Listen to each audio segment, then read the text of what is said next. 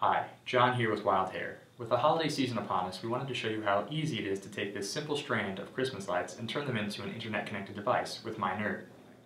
First things first, how are we going to hook My N3rd into these lights? You'll notice that it's 120 volts AC, which My N3rd can handle, but if you're not 100% comfortable with it, please do not try this at home. You'll notice that there are two groups of lights that actually are controlled by these two wires.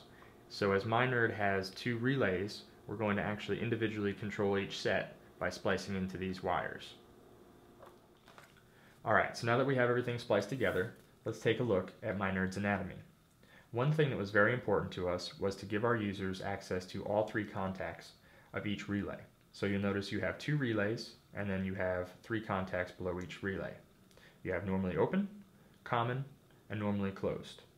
So for this install, we hooked our power input wire, and you'll notice we spliced it to green, into the common of relay 1.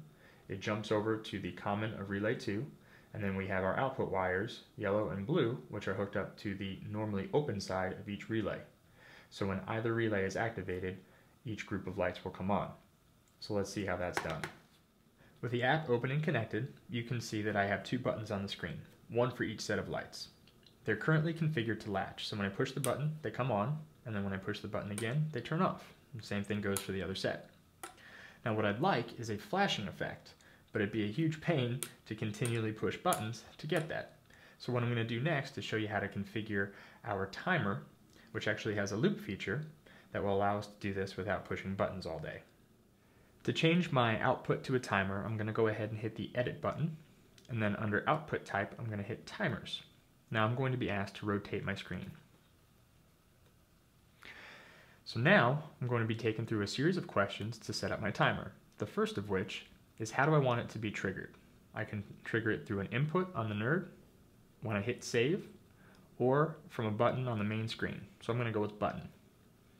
Now we're going to be asked how long do I want the timer to be delayed after I hit the button before the output turns on. So I'm going to go ahead and hit 1 second and hit set. Now how long do I want it to stay on for? I'm going to hit 1 second and hit set. Now this is a loop feature, so I can decide how many times I want it to loop. So I'm going to pick, I don't know, just do 35 times. So I'm going to go ahead and set that. And then how long do I want it to stay off for before it turns back on in that loop? So I'm going to hit a second. Hit set. So now what I have is a graphical interface, which is pretty cool, showing me what I just did. So on a button push, my timer is going to start. It's going to delay for 1 second before turning on the output. The output's going to stay on for 1 second before turning off, and then it's going to stay off for 1 second before turning back on. It's going to do that 35 times. So I'm going to set up my other output the same way, except I'm going to change this to 2 seconds so they'll alternate. Alright, so now that our timers are set, let's hit both buttons at the same time to see if we get that desired alternating effect. Perfect. Keep checking in as we take the simple things around your house and make them awesome with My N3rd.